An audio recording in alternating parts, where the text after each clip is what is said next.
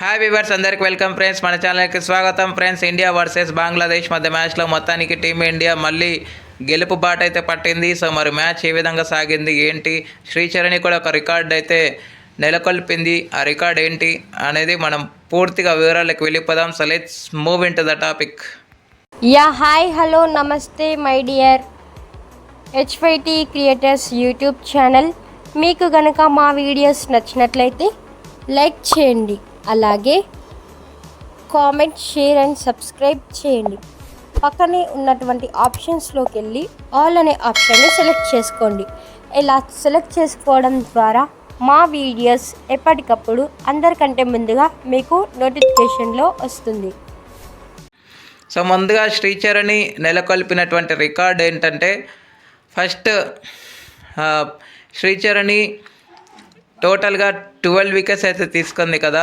So 12 wickets తీసుకున్నప్పటికీ Poonam Yadav ఒక world cup ఎడిషన్లో తీసుకున్నటువంటి 10 wickets సంఖ్య ఆ రికార్డ్ని అయితే శ్రీచరణి బ్రేక్ చేసింది. సత్ఫలితంగా ఈ రికార్డును అందుకున్న మొదటి మహిళా క్రికెటర్గా రికార్డ్ అయితే నెలకొల్పింది. అండ్ ఇక స్ట్రైట్గా మన రివ్యూలకు వెళ్ళిపోయినట్టయితే, టాస్ గెలిచి మొదట ఫీల్డింగ్ అయితే ఎంచుకుంది టీమిండియా. ఎంచుకున్న దానికి ఫస్ట్లో దిలారా అఖ్తర్ 4 రన్స్ వేసి అవుట్ అయిన తర్వాత రేణుకా సింగ్ ఠాకూర్ బౌలింగ్లో అవుట్ అయింది. అక్కడి నుంచి Jharia and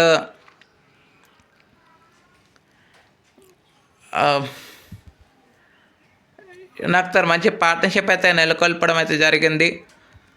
but Jharia 33 runs వేసి అవుట్ అయిన తర్వాత పార్ట్నర్షిప్ అనేది చాలా వరకు వీళ్ళిద్దరు ఉన్నంత వరకు చాలా మంచిగా సాగుతూనే వచ్చింది.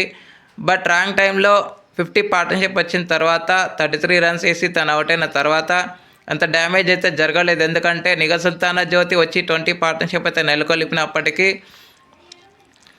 22 రన్స్ వేసి బ్యాటర్ అవుట్ అయినాక మళ్ళీ నిఘా సుల్తానా జ్యోతి 32 రన్స్ అయితే స్కోర్ చేసింది. 32 రన్స్ స్కోర్ చేసిన తర్వాత మిగతా షర్నా అఖ్తర్తో పాటు షమీనా అఖ్తర్ ఇద్దరు కలిసి 10-13 రన్స్ కొన్ని యాడ్ చేయడం వల్ల 136 రన్స్ మాత్రమే స్కోర్ చేయగలిగింది బంగ్లాదేశ్ అని చెప్పుకోవచ్చు.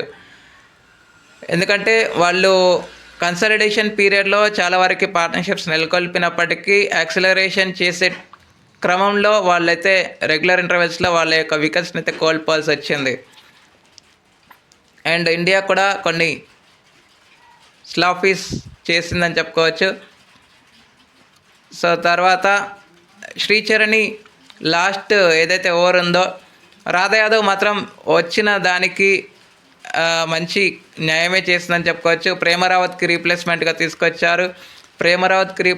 తీసుకొచ్చిన దానికి న్యాయమైతే చేసింది. 3 వికెట్లు తీసి సత్తా చాటిందని చెప్పుకోవచ్చు. అండ్ ఒక క్యాచ్ కూడా పట్టింది దీప్తి శర్మ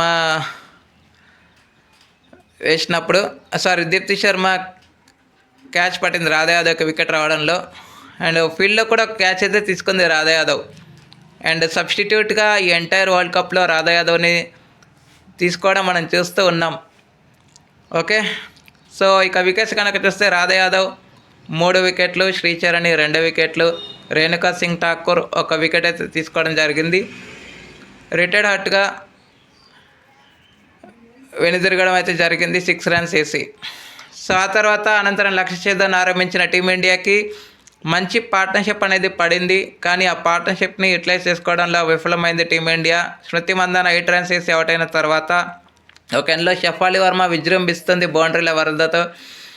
బట్ అంత కంపెనీ అనేది దొరకలేదు. సో 8 రన్స్ వేసి తను అవుట్ అయిన తర్వాత యస్తికా భాటియా లాస్ట్ మ్యాచ్లో ఫెయిల్ అయినప్పటికీ ఈ మ్యాచ్లో మాత్రం 23 రన్స్ అయితే స్కోర్ చేసింది. తర్వాత క్రూషియల్ సిచ్యువేషన్లో తను అవుట్ అయిన తర్వాత 45 రన్స్ పార్ట్నర్షిప్కి బ్రేక్ పడినాక జెమైమా రోడ్రిగ్స్, షఫాలి వర్మ కూడా త్వరగానే అవుట్ అయింది 53 రన్స్ వేసి. 8 4s 1 6 అయితే ఉంది ఈ ఇన్నింగ్స్లో. ఆమె కారణంగానే చేజ్ అనేది మనకు కొంచెం సునాయాసం అయితే అయిందని చెప్పుకోవచ్చు. బట్ దీప్తి శర్మ దీప్తి శర్మ కంటే ముందు జమేమ్ రోడ్రిగ్స్, హర్మన్ప్రీత్ కౌర్ చేసినటువంటి పార్ట్నర్షిప్ కూడా చాలా వరకు కలిసి వచ్చిందని చెప్పుకోవచ్చు టీమిండియాకి. రన్నింగ్ బిట్వీన్ ద వికెట్స్లో చాలా వరకు స్ట్రగుల్స్ అనేవి ఫేస్ చేశారు ఇద్దరు కలిసి. ఎస్పెషల్లీ హర్మన్ప్రీత్ కౌర్ ఆ రన్అట్ మిస్ చేసి ఉండకపోతే మ్యాచ్ రిజల్ట్ కొంచెం ట్విస్ట్లు అనేవి ఉండేవని చెప్పుకోవచ్చు. అక్కడ మిస్ అయింది. సో 26 రన్స్ వేసి జమేమ్ రోడ్రిగ్స్ కూడా అవుట్ అయినాక మరో వికెట్ పడకుండా జాగ్రత్త పడుతూ దీప్తి శర్మ మ్యాచ్ని అయితే ఫినిష్ చేసింది. తను చేసింది 5 runs అయినప్పటికీ దాంట్లో ఒక బౌండరీ కూడా ఉందని చెప్పుకోవచ్చు. సో హర్మన్ప్రీత్ కౌర్ స్లోగా ఆడినప్పటికీ 13 runs అయితే స్కోర్ చేసి అన్బీటన్గా నిలబడింది. సో టోటల్గా